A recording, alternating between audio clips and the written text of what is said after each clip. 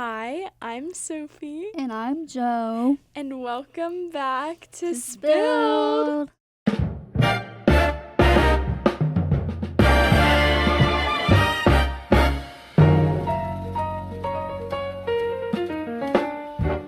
This is episode 3. Welcome back. I'm very excited to be here again. It's just me and Joe in the studio right now. It's really weird. I know this is the first time where it's just been me and Sophie, and I know.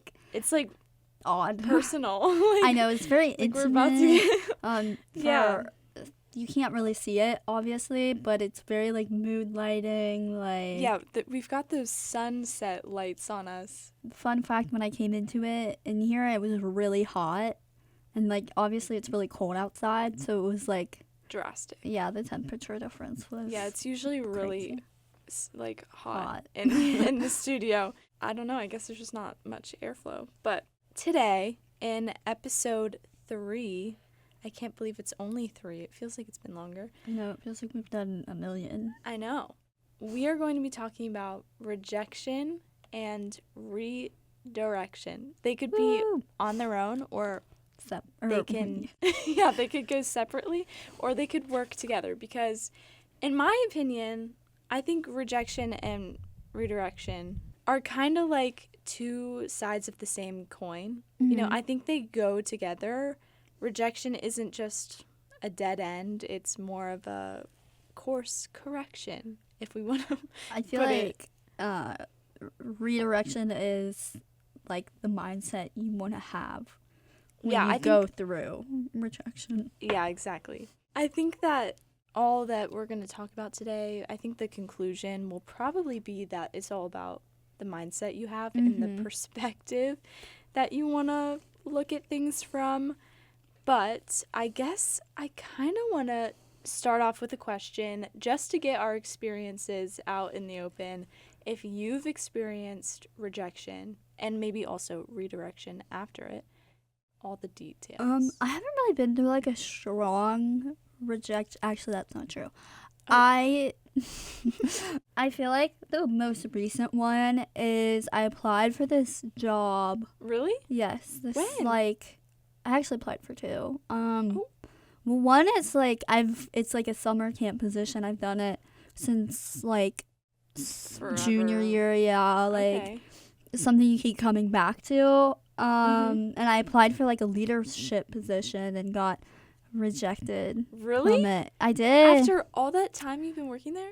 Yeah. Well, it's like normal. That's like normal for that place. Like they just keep rehiring. People keep coming back. Okay. That honestly wasn't as big of a rejection just because it was like I kind of didn't want it. You didn't, but you applied? Like just to see. Okay, I got you. Yeah, it was, I don't know. I just like, I think I changed a lot, like sort of over college, like my feelings surrounding it and wanting it. Like I think in the beginning of this, like semester 1, I was really like, I think I want to do it, or I was kind of unclear, I guess, about whether I did or didn't. Okay. So I wanted to give myself the option just in case. Yeah, I got you. But I honestly like don't want to go back, like even for like a regular position. Really? I just feel burnt out. What is this summer camp exactly? It's like just a tradition. Kids camp? Yeah. It's like what do you do there? A camp counselor. It's literally just camp. Yeah, you spend the night for a week, basically. So just like parents getting rid of their children. Yeah, pretty much. But it's not to say that I don't love it. It's just saying I think I need a break from it. Okay. And maybe I'll come back next year, but I'm also like, I don't know. It just depends what I'm doing next year. Maybe you just need to branch out from it for a little bit. That, and it's like I haven't been home for the summer. Like I haven't been home for my birthday in 3 years. Because of it. Are you serious? Yeah. So like it's stuff like that where I'm like, okay, I kind of want to like be home and I want to in a bad way kind of do nothing for a summer for the first time in like no, but that's a so long valid. time. And with DAP you're gonna have not 3 summers.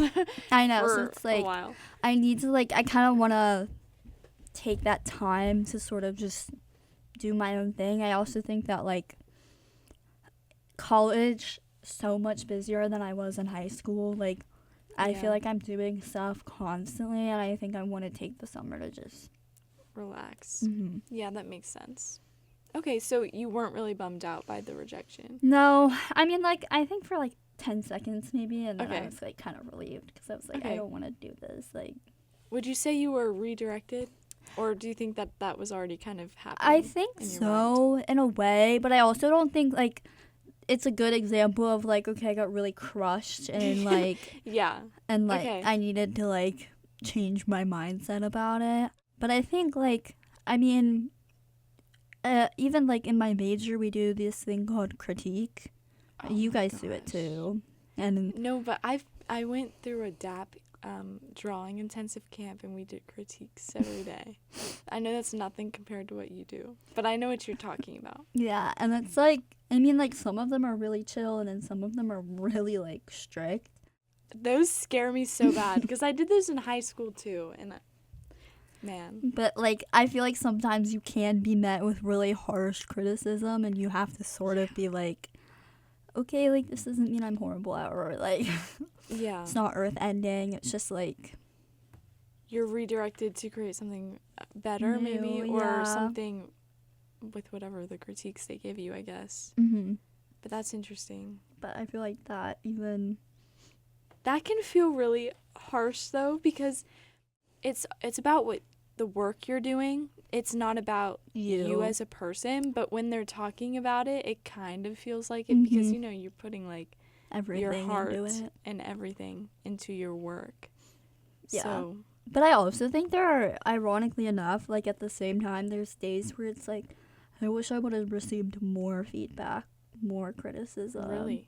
Yeah, it's like, I wish I got more out of it than what they told me. Interesting. And I think a lot of people in my major can relate to that because I've talked to people about it and they feel the same way, where it's like, because especially like your classmates can sometimes feel scared to give you like constructive criticism. Yeah. Because they don't want to hurt your feelings, but like a lot of the times I feel like you want that criticism. Yeah, to kind of push you almost. Yeah, to get better. That's interesting because that's almost like rejection being a positive thing. And I do think it can be like, I think oftentimes when we are rejected or we fail things, it's because they're not meant for us, or we're meant for other things, or we have other opportunities that are going to present themselves. Like, rejection's not always just horrible, like that's bad. Interesting. I think there's always a positive to rejection. Yeah, I think so too. And I actually was like wondering if maybe rejection is actually I talk about the universe all the time because I kind of like to believe in it, although I don't really know if it's true. But like maybe the universe is trying to tell us something. It's like saving us from something. Maybe that rejection is kind of protection. And you're meant to go through another door. I don't know, but I've always wondered also, could redirection from rejection, those words are going to sound all mushy after this, but could that just be settling for a second best? Or I guess it is about the perspective, but sometimes I worry that like if you get rejected maybe from a job or some opportunity and then you're forced sort of to take the other route, is that like settling or second best? I think the like idea I've always had with it is like, okay, so maybe you don't succeed in what you're trying to do now. Yeah. But then there's always the opportunity to come back and try again. Okay. So it's like, okay, maybe this isn't right for you now, but like, or maybe you're settling now for what you think is like a mid opportunity, but like you can always work harder, try again in the future. Okay. Yeah, that makes sense. I haven't thought about like, usually I think of rejection as one and done. Like, yeah, But I guess you can always go back to the opportunity if it's meant for you. Maybe it's the right opportunity, the wrong time. Yeah. And you're just not ready for it yet. Maybe that's what the universe is trying to tell you. And I do think there are some times where, like, you are, it's a one and done deal. Okay. Where you are just simply rejected. But I think in those cases, it's just, like, you gotta move forward. And I guess that would kind of be, like, maybe college. or, like, relationships. Or relationships, if you too. get rejected from a person, you just have to let Accept them go. their decision. You can have the idea that there's someone better out there for you. Interesting. Okay. I see what you mean. But what about you? Have you, like, faced any hitting deep? I mentioned before we started that I feel wrong not having, like, remembered a lot of specific big moments of rejection, but I think rejection can come in small moments too. Yeah. And I kind of forget that. But I guess here are some examples that I did remember that were kind of bigger, I guess, for my life at the time. For one, I thought back to when I did theater in high school. Yep. Mm-hmm. Just let that sink in for just a second, and then we'll breeze past it. I was also a theater kid. Not there in is high school, nothing wrong with it. It was middle school. It's fun. I think it's really fun. I think it's cool. I love theater. I think that's an incredible art. Okay.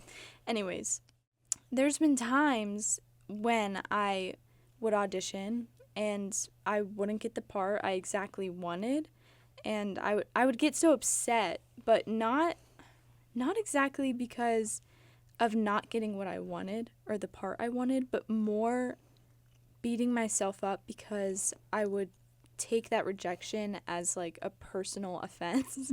Like, I would take it personally, like, almost. They personally were like, oh, she's not good enough. When it really wasn't about me as a person at all. Like, at least I think. But I think maybe where that feeling comes from is, like, you're putting yourself out there, and there's a lot of emotion that goes into auditioning, and I feel like in the arts in general. Yeah. And so I would feel like, oh, I'm, like, putting myself on the line, but they don't really see it as that. They're just, being strategic. But, like, my brain would think that. It's also something, it's interesting, I feel like, with auditioning. It's a lot of times casting directors, I feel like it's more about who they think that this person could, like, portray. Yeah. Versus, like, it being about, like, you. You know what I mean? For sure. I think that, like, for me, one of my bestest friends did musical theater all throughout high school. And she was really, really good. Like, she got lead parts, X, Y, and Z. Yeah. And I think it was during one of the performances, she got the villain instead of, like, the, like, main character. Yeah. And I don't think it necessarily was rejection, but I think she wanted the main part. Yeah. But her voice just wasn't the right It just voice. wasn't the right fit. Yeah, and it wasn't that she couldn't, sing that part. It was more of just, like, she would have sung the other part better. And I think the casting director knew that and was like, well, I think that she would fit here better. And I think it's more of, like, a technical thing a lot of the times versus, like, oh, you just aren't good enough. You know what I mean? And I think that can be a really hard thing to understand when you're in that point. Yeah, exactly. Yeah, so that's one thing. And then there's also, I feel like everyone, like, experiences this, but there's just times when rejection actually was personal. On the other end of things, like friendships not working out and maybe it not being, your doing, so that's kind of rejection there. Someone not liking you back. I feel like I've experienced that. I feel like, a lot of people even if it through that. Wasn't, like, confronted, like, there was no confrontation, you just know. You can still feel that rejection internally. And that, I feel like rejection, like when you like someone and they don't like you back, is one of the hardest forms of rejection. And I feel like especially when nobody knows either. Like, I guess your ego doesn't take the hit, but but still, you're like keeping all of that inside. I'm just thinking back to like grade school when I would have crushes, and I know, I had this really big fat crush on this one guy. And oh my god, little me was so heartbroken about it. Like, actually, did he like get some grade school girlfriend instead? I feel like that's always how it happens. No, ironically, I did the okay, I have a friend that's his friend. I'm Right. gonna tell my friend to tell him that I like him. Ooh. Yeah. Oh. Yeah, and sneaky. that I was just like, And he did not like you back. yeah, but I also never know if my friend actually told him or not. Oh. So Okay, so maybe, so I don't know. We'll leave it at that, I guess. I think it's funny. I think it's funny that you still remember that. So I feel like part of you is like thinking back. Did he even know? Does he I don't like? know. I also think like even in a smaller way, arguments and fights, that can be like sort of a untraditional form of rejection, because like they might be battling against you as a person or what you've done. I don't know. You can feel kind of rejected there. I think that's a big thing with your parents. Yeah. I feel like a lot of the times when you get into arguments with like mom or dad, it's because, or even just family in general, it can feel like they're rejecting you. Yeah, and it's kind of like, you're supposed to support me, and you're I like don't. fighting against me. And Yeah. I think sometimes it's like they're just trying to do what's best for you. Yeah, so I feel like the personal ones, can for sure hurt pretty bad. I think, like, probably worse than the ones that aren't actually personal. But fun fact about this podcast, I have to mention this because this is it's not really recent. It was last semester, but I remember it vividly because this is how Spilled began. Okay. This is how it began. It started in a classroom. Ba-boom. Let's paint the picture. I'll add sound effects. Thank you. I was called on to give my ideas in a pitch session. Sophie, give your ideas.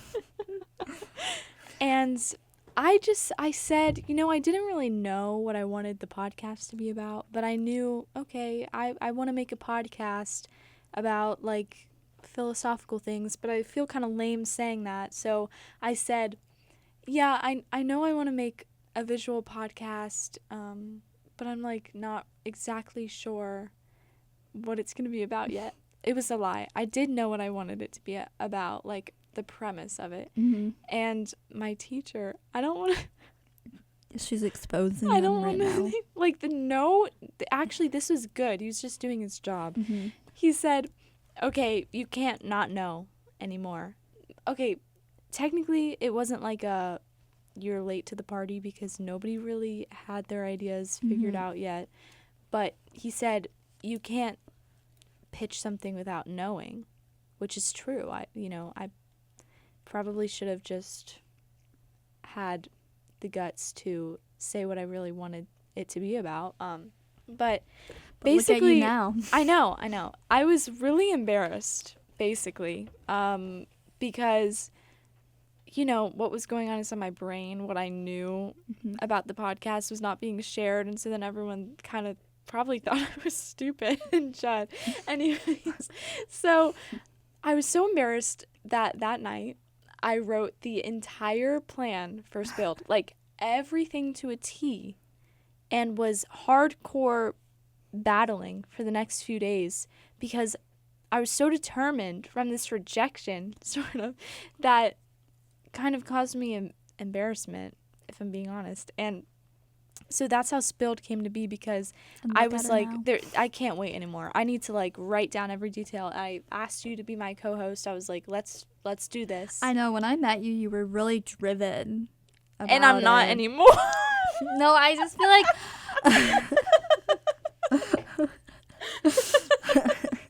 Well, you heard it here, folks. That's crazy. No, I met you and you had a whole plan figured out. You had like X, Y, and Z. Granted, I think I was the same way. Like when you first introduced me to it, I was like excited about it. Got the ball rolling. Now we hate. I'm kidding. And now we hate each other. But behind all of that was this like anxious person. I was like fear driven. I was anxious about it. I was like, I need to come up with this now. We need to figure this out now, because I swear to God, I'm not being embarrassed like that again.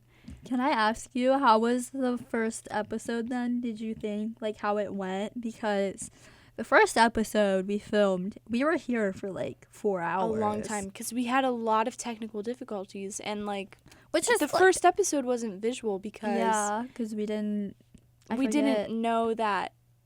This sounds so stupid now, but that you have to like take breaks with the camera because it overheats, and I didn't think that we were recording that long. But then, it started up being like 50 completely minutes. chopped. Yeah.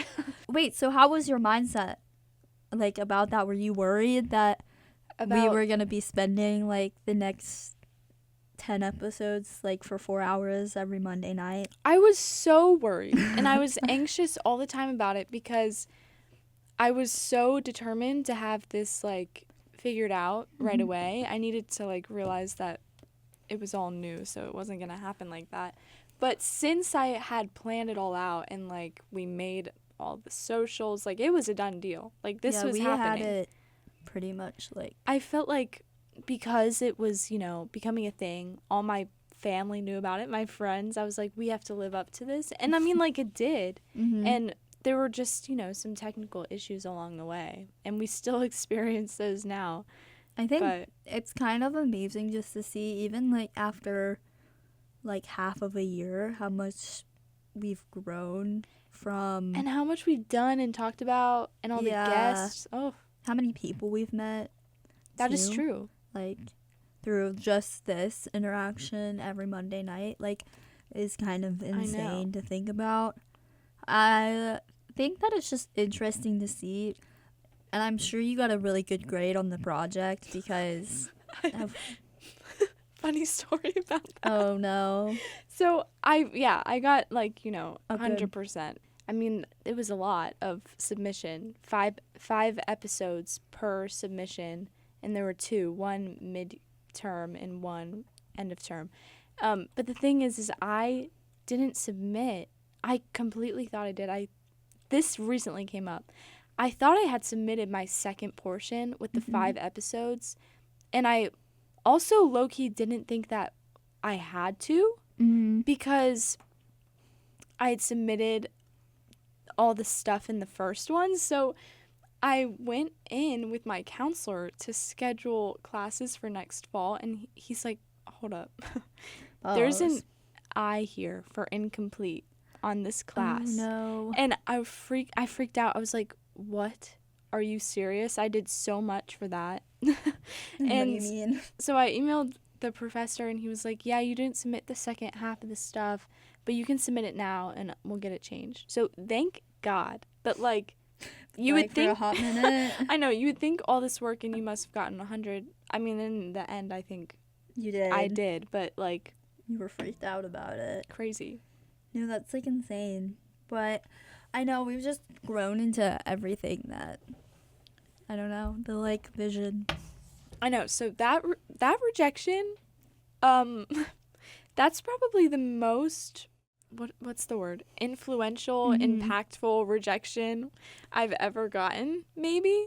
It seems so simple and like small, but legit, none of this. Yeah, like huge. Yeah, this is like not just become a podcast, but just this whole. I think I can relate to that because I think during my high school, I like stopped creating art for, I want to say, you said that. I'm curious. 2 to 3 years, maybe. That's a long time. It's a long time, and for a while, I didn't think I was gonna go into the field that I am now, simply because I just had, I lost the passion for it Yeah. And I actually answered a journal prompt for one of my teachers about this, like, today. But I just didn't think I was going to do it because, you know, I had the mindset of everyone, you know, they spent those 3 years getting better, being better. So I was going to So be you behind. thought you were behind. And, you know, I was like, I lost my passion for it. So it was like, okay, if I don't want to do this, then, like, why is it even a thought? And my mom actually pushed me to, like, pursue it, which Really? you wouldn't think so because it's such, like, a risky road going down. Yeah, parents, I feel like, often are like, oh, I hope my kid just goes into finance or something, which, you know, I thought about doing, and my mom was like, no, you've always wanted to do that. Like, you should do it. But even after I decided, like, hey, I'm going to do this, even regardless of whether or not I'm, you know, good at it, I think that there was always this, especially semester 1, there was this feeling like I needed to prove myself, similar to your story of just like, okay, like, and then there's like, also there's just this huge risk you take when you're putting something that you created out there and people are reviewing it. So it was just like, I would spend hours on hours of projects, and I still do because I care. But in semester 1, I would spend so many hours on these projects, and other people would do like sometimes half the work as I would. And it was just like I was literally pushing myself so hard because I was so scared that I wasn't going to be good enough. Oh. And it was like, I do think part of the reason I spent so much time on a lot of my projects was because I genuinely wanted to do good, but I also think it was fear driven. Rejection.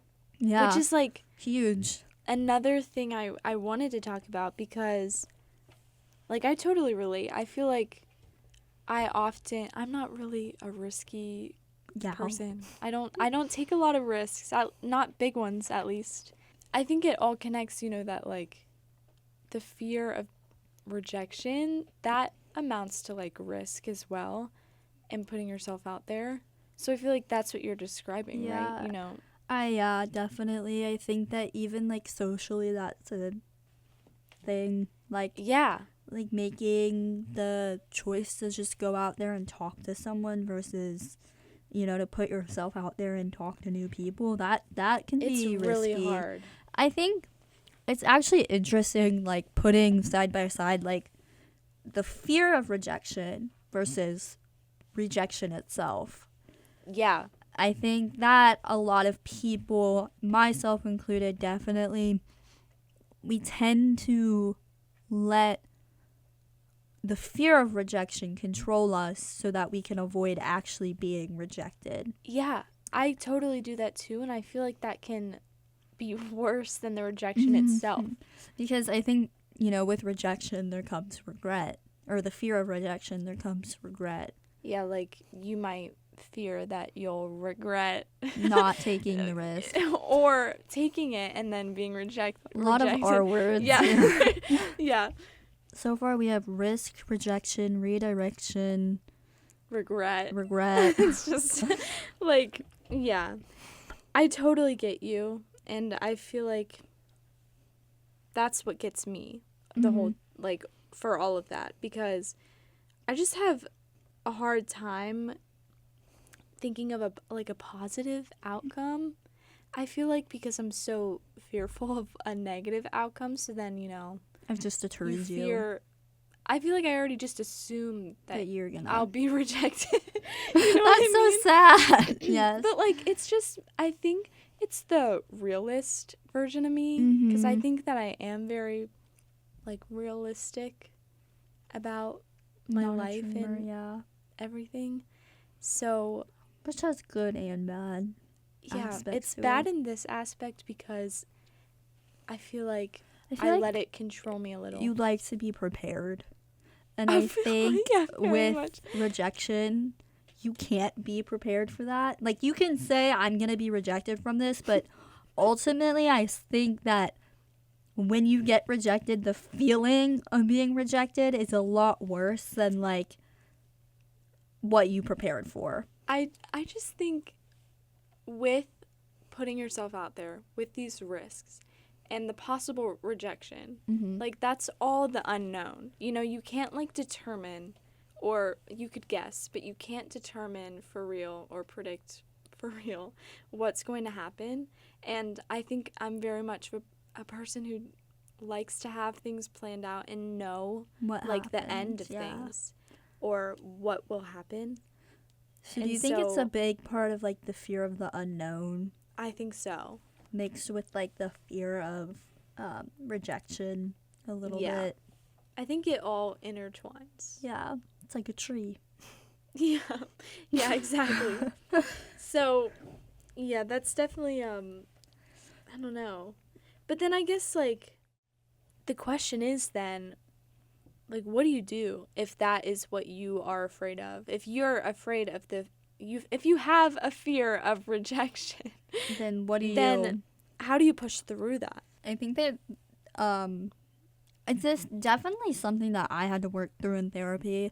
Because my tree, okay, if let's you will, hear it. was fear of judgment, fear of rejection. Okay. Those were very intertwined. The judgment is interesting. Yeah. So those kind of go hand in hand if you kind of think about it. Yeah, they do. So if let's say socially, I put myself out there in high school, I was terrified of what people were going to say. Well, I was so scared that they were going to reject me.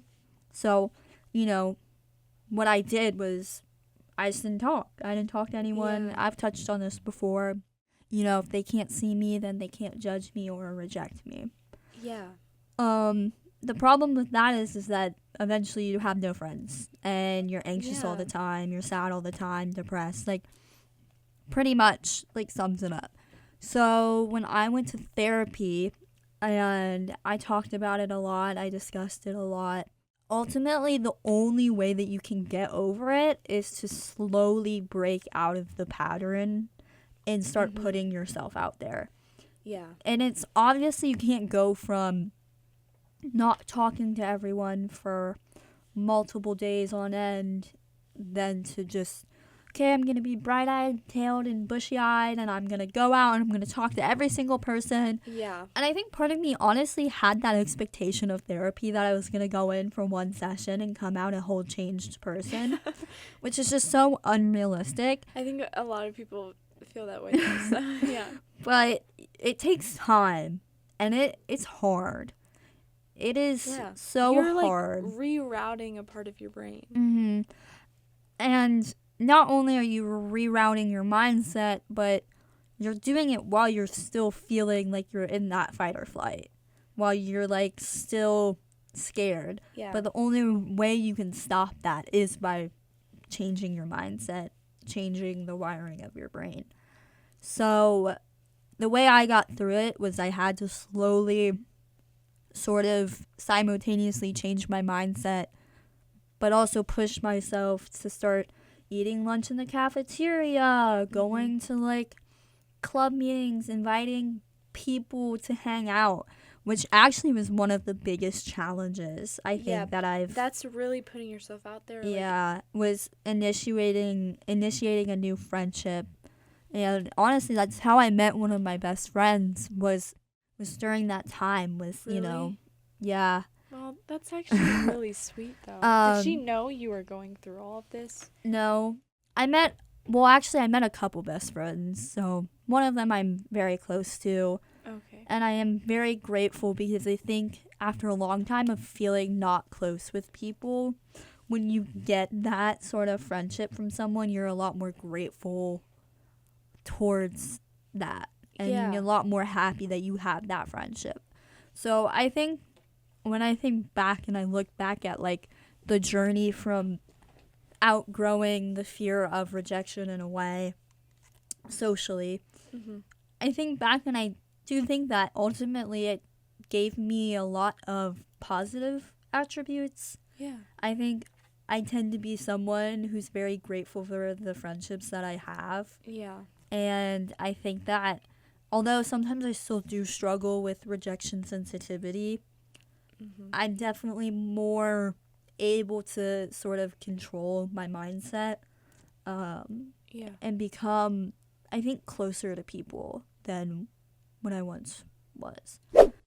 This podcast is presented by El Vaquero.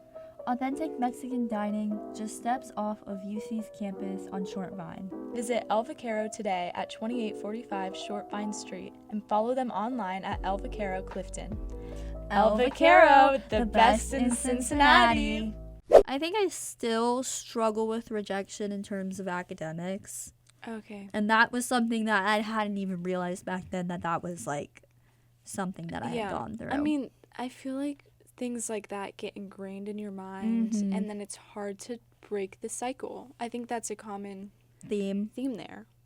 Yeah, I think like core wounds, if you will. Yeah. A big one I feel like is the fear of rejection.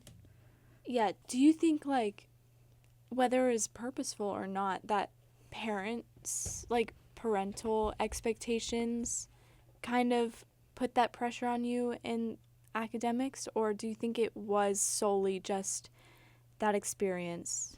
Well, I have a very complicated relationship with school, like, and I don't think I've ever touched on this in the podcast, but when I was really young, like kindergarten through 3rd grade, I had the worst case of untreated diagnosed ADHD, like, ever. Okay.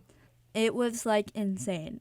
I'll never forget the first time I felt true failure, rejection, was when I took a German class in the 3rd grade, and I received... In the 3rd grade? It was... Wait. It was, like, a German language school.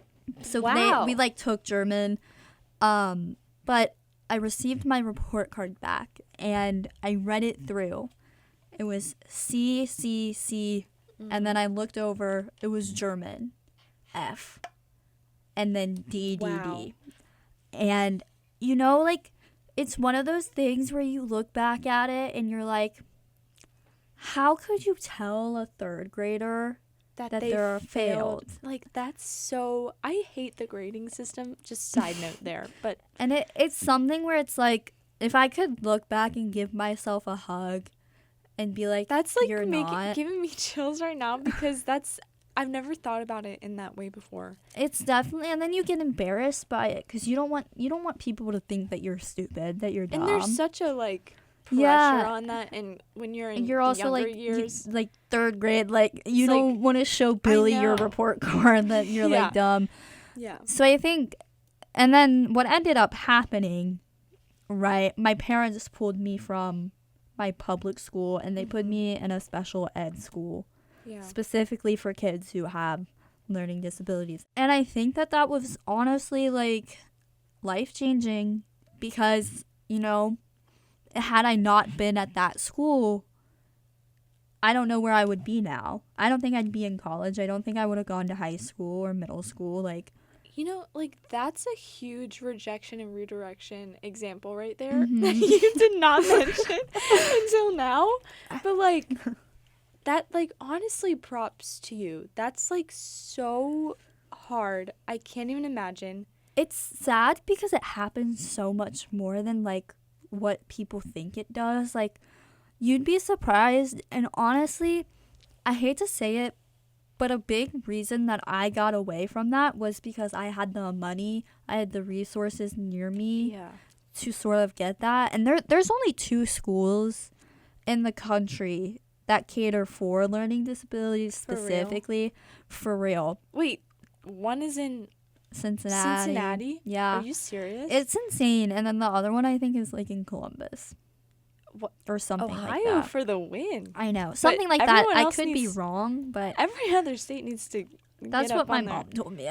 I wouldn't imagine that there's many, though. There's not. So and you're probably right. It honestly, it's such a weird experience, because it's like all of those kids, like, we're all connected somehow. By, like, this one common Yeah. Yeah. And it's interesting because you're at such a young age dealing with that. And I think... Oh, my gosh. I just, like, can't. That's... Yeah. But it's like, you know, I would spend so many nights with my parents, like, working on math problems, trying to do it. And I would sit there and I would just cry. And I would be so upset with myself. And I would ask myself, you know, why can't I do this? Why can't I be better? Why can't I get this? Mm-hmm. And it was a struggle to watch my parents have to deal with it, because it was like, they can't teach me. They're not special education majors. Like, they don't know how to. So it's like, you know, I think it's this big thing of, well, I'm a burden to my family because I don't understand what I'm learning. I'm a burden to myself because, you know, why can't I just get this? And then, you know, I love my sister dearly, but she was always top of her class. Yeah. Straight A's.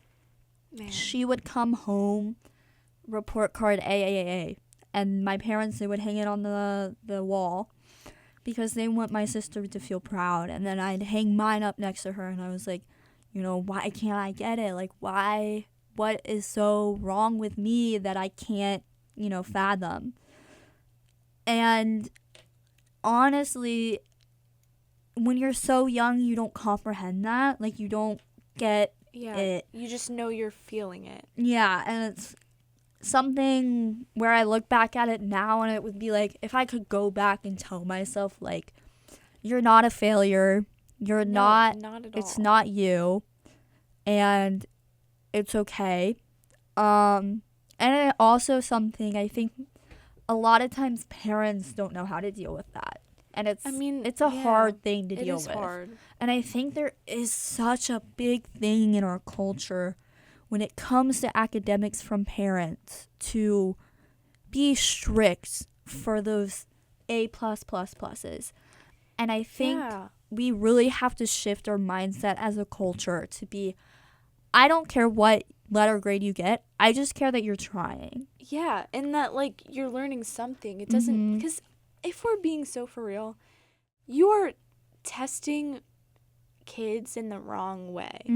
You're telling them to memorize something for a day, and then they forget it all. Yeah. And you're not earning A+s for, like, that are permanent. You're earning A+s for that specific 1 hour that you took a test. Like, it's not actually amounting to anything that you're capable of. Yeah, and I think when you're at such a young age, it implements such a, it's definitely, like, when you think about it, it's messed up. I think it, like, for me, this was a really big realization I had in middle school, was there were so many kids that were told that you're a failure, you're rejected, you know, you can't understand this stuff, and you're never going to. Because I think a big thing is after so many times that you've failed, that you've been rejected, you say, what's the point? I'm just going to get rejected. I'm just going to fail. Yeah. And I think a huge problem that actually makes me so angry, and I'm so passionate, is that schools, instead of saying, hey, you are a failure, say, hey, maybe you didn't get it this time, but eventually you will. Yeah. And I think that for me, so many people give up on school and they don't try their hardest because they're so scared of, like what we were saying, of being rejected, because they have been rejected in the past. And I think that schools need to do a better job of getting through to students, saying, you didn't necessarily, you know, get a good grade on this now, but, like, you know, if you put all your heart and soul into it, then you should get an A, you know, because I don't think it should be about your academics, like, in terms of how smart you are. I think it should be about how hard you're working. Yeah, I think for sure. I just think, you know, learning is the effort that you're putting into it, and actually retaining information in, like, a healthy way. Yeah. Learning is not just flashcards, get me the next 100%. Like, definitely not. So that's so interesting. The whole concept of the school system I could talk about for hours. Maybe this should be a topic. I actually used to listen to it was a podcast where teachers would just talk about their experiences. Oh, really? It was actually so interesting. Were they like good teachers or? They were good teachers. Okay. It was actually, it kind of was eye-opening because seeing it from the teaching standpoint versus like being a student was so different. Do you remember what it's called? Okay, I think they changed the cast, but it's called Teachers Off Duty Okay. Podcast. Fire. Awesome. But it was really interesting because they, I think, also equally have like a lot of things that are wrong with the education system that we do. I feel like rejection is often associated with academics, and like rightfully so. And that's just hearing all of that makes me like feel so many emotions. I'm angry, I'm like sad. It's all different things. But I want to go back to something you said about when you were making friends in school and you were afraid that people, if you let people in, that they would reject you. And I've never thought about it like that. Man, I'm like going fully off the rails, no notes. But you're so right. And I think that I connect to that a lot, is why I think I'm having a bit of a revelation here. Epiphany. Yeah, because I've never thought of being fearful of letting people in and getting to know me is a form of fear of rejection. But I actually think that that's the basis of it. Really? Because I feel like, as we've covered, sort of rejection is not just academic. It could be with people. And being rejected by people can also be not just romantic relationships, but friendships. And I think that a lot of the times, you know, I tried to like open myself up to new friendships, and it's gone pretty well in a lot of cases. But there's also cases where I've been so scared, or I've been brought back to this feeling of fear of rejection with friendships, and I don't want anyone to like know who I am truly or share my true thoughts, either in the classroom or with friends, as we've talked about, because I'm scared that they'll reject me as a person or reject how I am or my thoughts and all of that.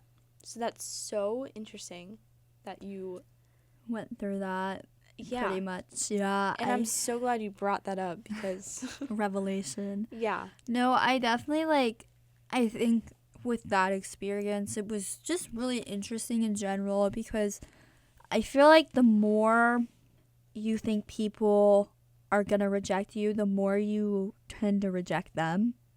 In a lot of cases, yeah. I think that's why I think I'm such a non-judgmental person, is because it took me to like view how much I was judging other people because I was so insecure and so afraid of being rejected by them, and that I would sort of hate on them and reject them before they could reject me type beat.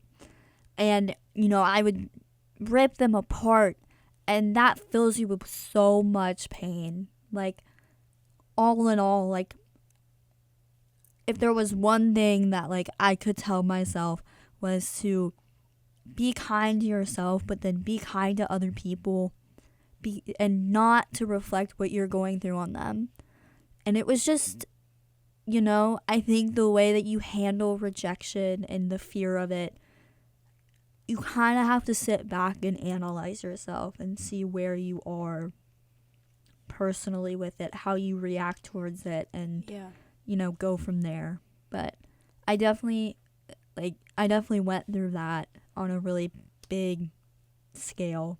Yeah, I mean, I guess, like, it's easier to push others away before they can push you away. That's kind of... Yeah, reject them before they can reject you. Guys, I want to say, ironically enough, before this, both me and Sophie said that we did not have that many thoughts on this. And that we did not have that many experiences with rejection. It turns out this is actually something that has both needed. we both been. Like, this is a long time coming, I guess. I know. I guess I didn't realize how this is so much deeper than just like, you know, you get rejected from a job or you get rejected from. Maybe it was almost surface level. I feel like maybe for me, I thought about it very like one and done. Me too. But no, I definitely viewed those as rejections. I guess they just didn't like those past experiences didn't come up when I was sitting down. They're much more personal, and I love talking about things like that. I do too. I think that's actually one thing I'm really grateful about this podcast, and that I don't think I realized before doing it was how much me and Sophie connect on a deeper level. Yeah. Words are hard. Very much so. Just because we sit here every Monday and we record for basically an hour and a half, somewhat like that. It is interesting, especially. This is just making me laugh, but like especially since literally no one else is in this room. I know it's kind of like really intimate. Sitting on the couch and like. I kind of like it though. Deep secrets. I love it. Yeah. I feel like it's more intimate in a good way. Yeah. I think that sometimes when we're in the studio, it can feel like everyone's just watching us and listening in. So it's not like you have to be performative, but the whole concept of it is a little bit performative because you're speaking to a crowd.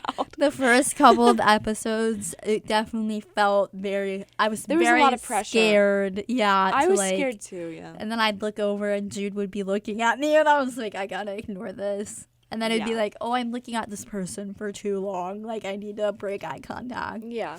And then I'd go back and be like, oh, I didn't look at Sophie at all during that episode. like even when she made eye contact with me, I was just dead straight at the person. Stuff like that. Yeah, that's just so interesting. Yeah, but I do like agree. I think these episodes, especially the ones in season 2 where it's just us here, I think that it's like therapeutic in a way. It is. And I think you help bring a lot of revelations that I don't realize that I need. I also have a question. What advice would you give to someone who's been rejected? And also, how do you stay motivated and passionate about whatever it is after rejection? It's kind of a loaded question. It is. And honestly, I think a big thing is that it sucks, but you kind of just have to sit there and feel it out. I guess that is true. And it's one of the worst feelings, I think, ever that you can experience, like, in so many ways is being rejected. Mm-hmm. But I think that in order to process what you're going through, you have to actually sit with process it. Yeah. it. And I think a lot of people can sort of push it to the side, ignore it, get angry, get upset. I think that you can't be overly positive with it, because a lot of times it isn't something positive. Yeah. And I almost feel like for me personally, when I get rejected and I'm like right away and I'm like, oh, but like I can do so much better, like that almost makes me feel worse. Yeah, because you're kind of lying to yourself, depending on the situation, but I feel like it just makes me feel even worse about it. I think that you have to sit with it. I really think it is all about the mindset. It is. And the perspective. Something that I learned in therapy. Yeah. It's kind of amazing how much you can train your brain. Like how much the words and the thoughts that you say to yourself in your head affect your emotions. It's all mental. And once you have that realization of like, oh my God, what I'm saying can like change how I feel over the course of several months, days, whatever. It's kind of a revelation, like, and it's amazing because you can really change you as a person by just changing what you're saying to yourself. Yeah, I agree. For better or for worse. I mean, it's all a part of growth. I think when rejected, I think it's natural to look for another door, like, redirection. Sometimes there's not always redirection with rejection. Sometimes you're just rejected and you just have to sit with it, like you said. But I think that it is kind of a good thing to like look for the other possibilities, with redirection. And maybe, like we said before, maybe it is the universe telling you something. Maybe you are meant for something else. I think it is just a big part of it is acceptance. Like once you get to that stage, that once you've grieved that you're I do think it is a bit of a grieving process depending on what it is. The more we talk about it, the more I'm like, you kind of you're angry at first, you're shocked. I guess it is like you're grieving because a lot of times you're grieving what could have been. Yeah, it's because you're losing something. Mm-hmm. Whether or not you had it actually, you are just like letting go of the idea of it, of losing an opportunity. What could have been, yeah. And it is like a grieving thing. Like, so I think the answer to your question is the 7 stages of grief. Yeah, you just gotta go through the 7 stages. Yeah, and then, beat someone up if you're angry. Well, don't do that. Let's not. Maybe emotionally. Spill does not condone any physical violence. Or anything. We have to say that to make sure to cover our butts. Yeah, I would say the same thing. Acceptance, that's a good thing. Look for that redirection in a positive way. And then, like, staying motivated and passionate when rejected, I think you just have to remember why you went after what you did. It, yeah. Which is a big thing in our majors, I feel like. Especially with our majors. Yeah, like, I think that's a big thing, too, is, like, you can lose your passion for what you're doing, especially if it's creative, simply by being so fearful of rejection. Yeah. And it's so easy to do. And part of it is, like, remembering why you started doing what you do in the first place. Yeah, I agree. That's a big thing. Mm-hmm. Anyways, I guess that's our episode 3 of season 2. That was good. Really deep. I felt myself teary-eyed. I know. It's always the ones that I don't expect them to be like. I was really nervous because I thought that I didn't have any experiences with this. Like, I knew I had some, but none that were notable, I guess. But it turns out I relate to a lot. Ironically, I do too. Like, I didn't think, which is kind of crazy you after. were spewing no notes. Like, I know. You were from the heart. I know. Which was another thing. Normally, the really good episodes are straight from the notes, and, like, this was all. Yeah. Thank you. Thank you for tuning in for episode 3. If you liked this, I'm going to do a little plug here. Don't forget to subscribe to our channel. Please do it. And follow us. And follow us on Instagram and TikTok because actually we're getting into making really funny TikToks. One of our TikToks went viral. Or reels, I guess. Oh my God. Like people who I forgot existed. Liked that video. It came up on their feeds. Oh my God, are we influencers? I think we're soon to be, at least, if we keep this up. So go follow our Instagram and TikTok because that's where you'll see. No, we're going to start uploading more on TikTok, I think. Yeah. Hopefully. I would like to. They're fun. They are fun. I like doing I've challenges. never enjoyed TikTok until now. Yeah, me too, low-key. I was always a Musical.ly girl. My heart's a stereo. It beats for you. You don't see it, but Joe just did the you hand. know what we're talking about, the hand motions. And then you like transition into slow-mo. You do the like. It was like 2x and now it's like 0. Transition. Yeah. Flick the wrist. Gosh. Okay. Anyway, guys. Anyways, thanks for joining. We love you guys. Bye, Spillers. Love Bye. you.